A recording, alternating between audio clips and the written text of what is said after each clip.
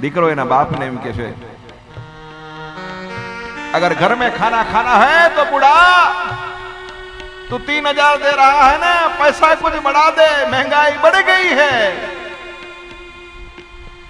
દુનિયાના કયા મા બાપે પોતાના દીકરાઓને ઉછેરવા માટે મોંઘવારીનો ખર્ચો માંગ્યો તો બાપ?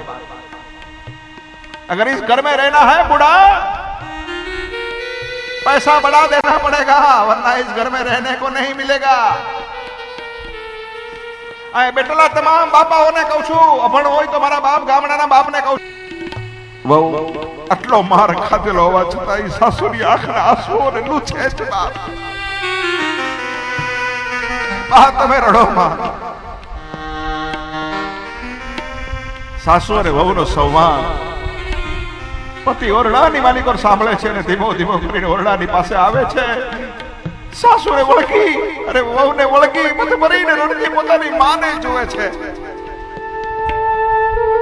મારા મોઢાના શબ્દ સાંભળે છે, બેટા મારા હાથે તૂટી ગયું અને તે તારી ઉપર લઈ લીધું, બેટા બેટા બેટા આવું શા માટે કર્યું? આ શબ્દ એના કાને જાય છે ત્યારે પતિ માની અને પત્નીની માફી માંગે છે। મારી ભૂલ થઈ ગઈ। પત્નીને હાથ જોડી અને જે શબ્દ કહે છે, શબ્દ માટે તમારા બધા પાસે તાળીઓના આશીર્વાદ માંગી છે। પતિના મોઢામાંથી એટલા શબ્દ નીકળે છે કે તારા જેવી ખાનદાન પરિવારની દીકરી જ્યાં સુધી દરેક ઘરની માલિકો છે ત્યાં સુધી દુનિયાની કોઈ માં વૃદ્ધાશ્રમની માલિકો નહીં જાય, એટલું યાદ રાખજો।